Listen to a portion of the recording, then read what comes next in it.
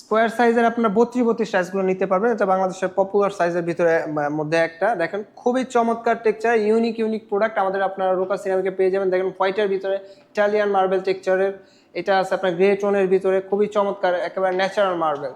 যারা সিম্পল চান এই প্রোডাক্টটা দেখতে পারেন, খুবই সুন্দর একটা প্রোডাক্ট।